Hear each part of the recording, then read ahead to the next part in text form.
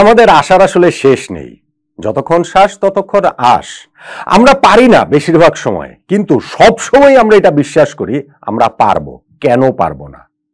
এই যে ওয়েস্ট ইন্ডিজের বিপক্ষে টি-20 সিরিজের প্রথম ম্যাচটা শেষ 3টা বলে যখন বাংলাদেশের সামনের সমীকরণ 17 রান নিতে হবে, হাতে শেষ উইকেট রয়েছে, তখনও আমাদের মনে হয়েছে যে হতে পারে 3 বলে 3টা ছক্কা হলেই তো হয়ে যায়। হতে পারে না?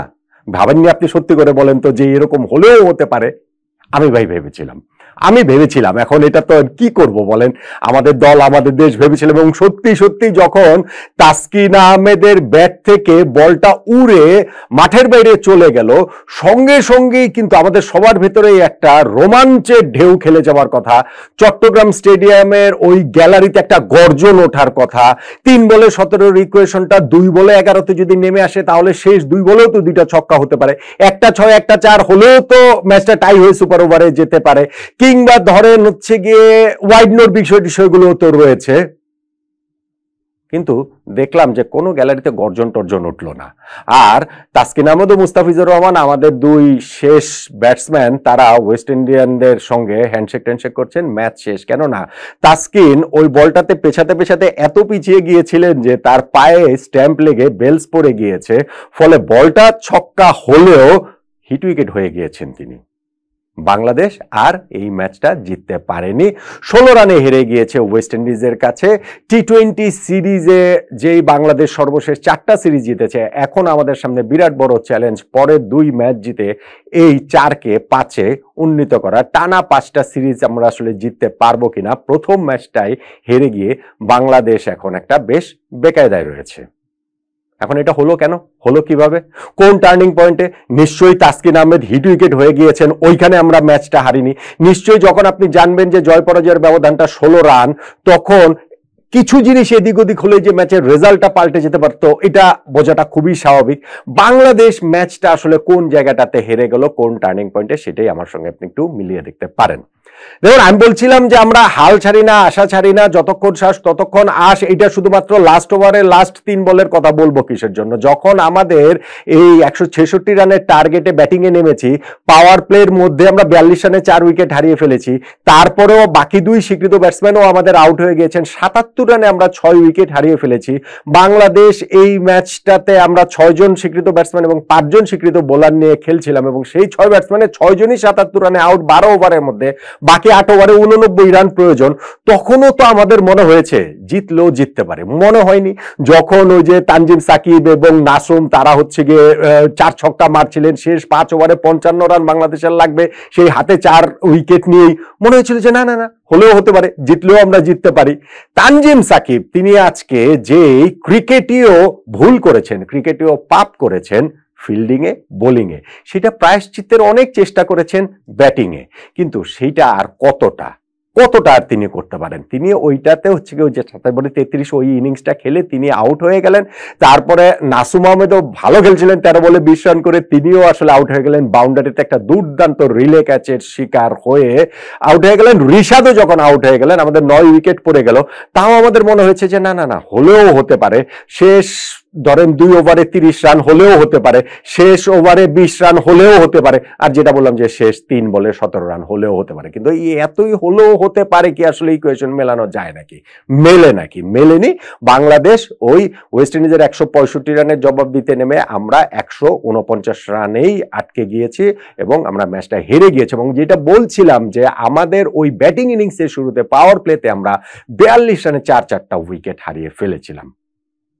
দেখুন, 165 এই উইকেটে কত বড় স্কোর। যেমন রোভম্যান পাওয়েল, তিনি এই খেলার বিরতির সময় যখন ব্রডকাস্টারদের সঙ্গে কথা বলছিলেন, তিনি বলছিলেন যে আমরা আশা করছি যে পাওয়ার প্লেটা যদি বোলিং আমাদের পক্ষে যায়, ভালো যায়, তাহলে এটা গুড এনাফ স্কোর হবে। তা না হলে হয়তো আমরা 10-15 রান কম করেছি, হয়তো 175 করলে এই উইকেটের স্কোর হিসেবে আরো ভালো হতো। সো ওই ইকুয়েশনটা তিনি বলে যাচ্ছেন ব্রডকাস্টারদের কাছে।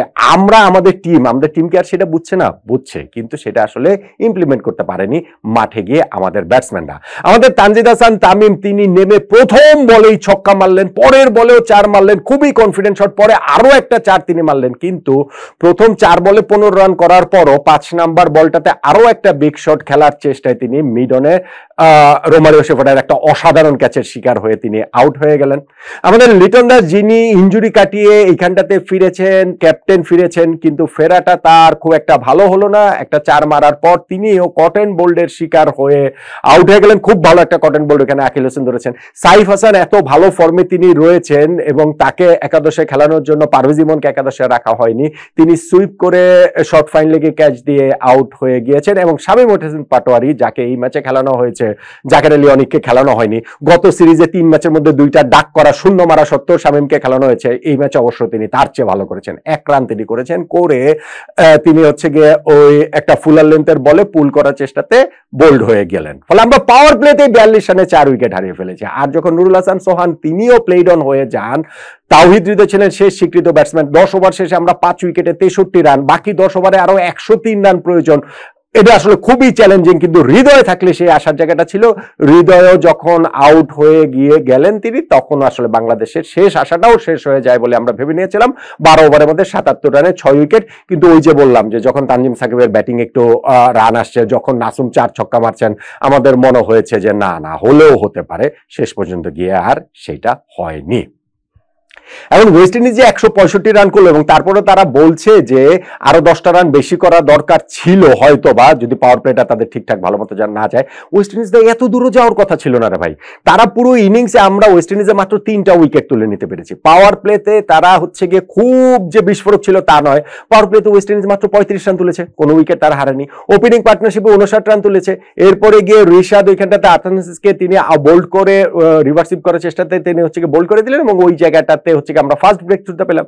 তাসকিন তিনি হচ্ছে গিয়ে পরপর 2 বলে 2টা উইকেট ওই জায়গাটাতে নিলেন। কিন্তু ওয়েস্ট ইন্ডিজ তাদের রানটাও আমাদের খুবই কন্ট্রোলের মধ্যে ছিল, খুবই চেকের মধ্যে তাদের ছিল। যেটা আমি বললাম যে প্রথমে তাদের ওই পাওয়ার প্লেতে বিনা উইকেটে 35 কিংবা 10 ওভার শেষে 1 উইকেটে 70, ইনফ্যাক্ট 15 ওভার শেষেও যদি আপনি দেখেন 3 উইকেটে 101 রান, সেইটা বাংলাদেশের খুবই নিয়ন্ত্রণের মধ্যে ছিল। কিন্তু এরপরে গিয়ে যেটা হয়েছে, শেষ 5 ওভারে ওয়েস্ট ইন্ডিজ 64 রান তুলে নিয়েছে, শেষ 3 ওভারে ওয়েস্ট ইন্ডিজ 51 রান তুলে নিয়েছে। এবং সেই জায়গাটাতে রোবম্যান পাওয়েল, যিনি এই ম্যাচে ওয়েস্ট ইন্ডিজের হয়ে 100 নম্বর টি20 ম্যাচ খেলতে নামছেন, তিনি এইখানটাতে হচ্ছে গিয়ে 44 রানের অপরাজিত একটা ইনিংস তিনি খেললেন 28 বলে। আর সেই হোক তিনিও 28 বলে 46 রানে অপরাজিত একটা ইনিংস খেললেন। তাদের এই অবিচ্ছিন্ন যে পার্টনারশিপটা 80 রানের, সেইটাই ওয়েস্ট ইন্ডিজকে লাস্টের দিক দিয়ে গিয়ে অতগুলো রান এনে দিয়েছে। কিন্তু সেটা তো নাও হতে পারতো। কোথায় জানেন? নাও হতে পারতো যে মুস্তাফিজের করা ওই ওভারটাতে যখন রোবম্যান পাউল শুরুতে স্ট্রাগল করছিলেন, 14 বলে 7 রানে ছিলেন, তখন শর্ট থার্ড মানে সহজতম ক্যাচটা তানজিম হাসান সাকিব ছেড়ে দিয়েছেন। 14 বলে 7 রানে থাকা রোবম্যান পাউল এরপরে ইনিংসে শেষ করেছেন তিনি 28 বলে 44 রানে এবং লাস্ট ওভারে তিনি পরপর 3 বলে 3টা ছক্কা মেরেছেন। কাকে মেরেছেন? ওই তানজিম সাকিবকেই মেরেছেন। লাস্ট ওভারটাতে 20 রান নিয়েছেন। ফলে ওই ক্যাচ মিসটা আমাদের জন্য ভীষণ রকমের কস্টলি হয়ে গিয়েছে। এবং যেটা আমি বলছিলাম যে তারা এই ওয়েস্ট ইন্ডিজ শেষ 5 ওভারে 64 রান তুলেছে, শেষ 3 ওভারে 51 রান তুলেছে, শেষ ওভারে তারা হচ্ছে গিয়ে এইখানটাতে 20 রান তুলেছে এবং ওই ক্যাচ মিসের পরে 23 বলে তারা 55টা রান তুলে নিয়েছে।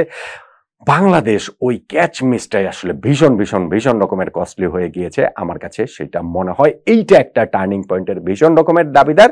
আর আরেকটা দাবিদার হচ্ছে 165 আউট অফ দ্য রিচ ছিল না, 166 করে জেতাটা খুবই সম্ভব ছিল। কিন্তু পাওয়ার প্লের মধ্যেই 42 রানে যে 4 উইকেট আমরা হারিয়ে ফেললাম, সেইটাও বাংলাদেশকে ম্যাচ থেকে আরো বেশি ছিটকে দিয়েছে, নিশ্চিত করে দিয়েছে পরের দিকে আমরা যাই করি না কেন শেষ পর্যন্ত গিয়ে ম্যাচটা আর আমরা জিততে পারবো না।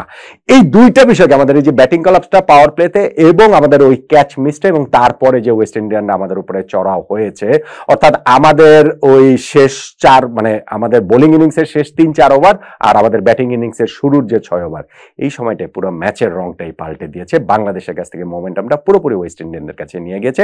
এবং এই দুইটার মধ্যেও যদি আমাকে একটা পিক করতে বলেন ভাই, লাস্টে গিয়ে এটা এত কস্টলি হয়ে গিয়েছে যে তানজিম হাসান সাকিবের ওই ক্যাচ মিসটাই তাই বাংলাদেশের এই পরাজয়ের টার্নিং পয়েন্ট বলে আমার কাছে মনে হচ্ছে।